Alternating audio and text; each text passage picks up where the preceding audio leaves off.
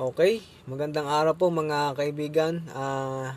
Meron lang po ako sa inyong gustong i-share tungkol po sa naging karanasan ko sa pagpaparehistro ng ating sasakyan. Yan. Kung mapapansin niyo po, meron po tayong dalawang number. Ito pong isa ay sa tricycle kasi pinarenew po natin yung rehistro ng tricycle. Ito naman pong isa sa kotse, sa ating Honda Accord. Okay, dalawa po yan. Dalawa po yung pinarehistro natin. Gastos tuloy, gastos.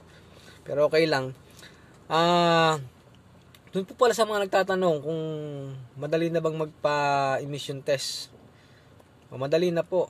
Madali na bang magpa-rehistro? Madali na rin po. Kasi sa loob lang po ng isang araw, dalawang sasakyan po yung pinarehistro natin. Nung umaga, ang pinarehistro po natin yung tricycle.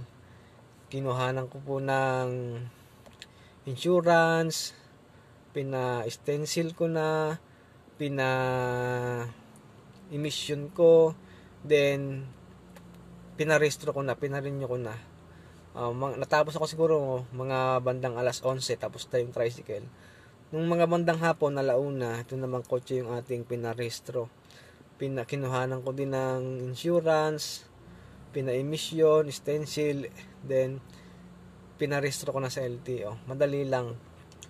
Natapos siguro ako wala pang alas 4. Kaya madali na magparehistro po ngayon mga kaibigan. Hindi na po katulad ng nakaraan. Sa emission pa lang, kung ang sasakyan mo ay April yung expired, sa emission pa lang, mag-aantay ka ng matagal. Minsan, April, May, June, July, o doon ka pa i-schedule ng emission. Napakahaba po ng pila. Pero ngayon po, madali na lang. Pagka pumunta ka sa emission ngayon, may emission agad. Madali na. Kasi konti na lang din halos yung nagpapa-emission. Di po gaya dati na talagang napakahaba ng pila. Ngayon, ang isa pa po sa kagandahan sa LTO ngayon, dito po kasi sa amin sa LTO Legazpi, maganda po yung serbisyo nila. At saka ang isa pa po doon, kung ang sasakyan mo po ay expired, wala na pong penalty hanggang October 30 po. Kasi nagtanong po ako doon kung hanggang kailan yung walang penalty na mga expired na nagpaparehistro. Hanggang October 30. Pag lumagpas na po sa October 30, mayroon na pong penalty.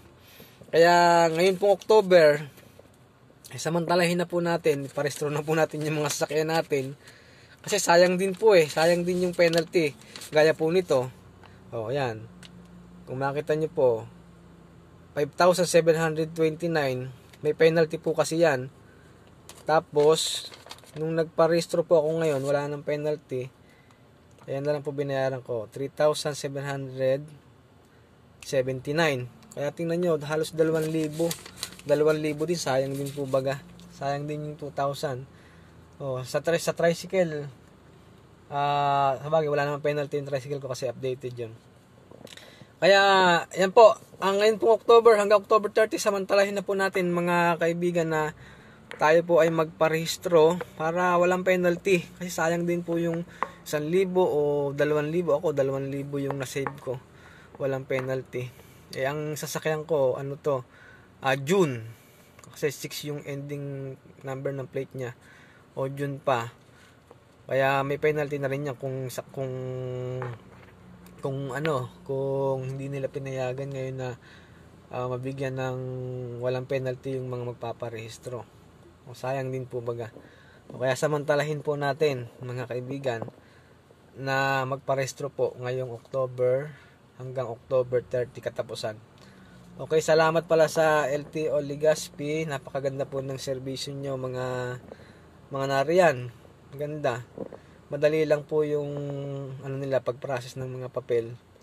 Tsaka safe dun sa loob kasi kailangan naka-face mask ka, naka-face shield, tapos pipirma ka muna dun sa may ng security guard. Tapos konti lang yung tao sa loob. May social distancing. Okay, sige po, hanggang dito po mga kaibigan. Sana po na kapagbigay ako sa inyo ng konting kaalaman tungkol po sa pagpaparehistro o pagpaparenew ng ating sasakyan na walang penalty hanggang October 30. Okay, hanggang dito po. Marami pong salamat.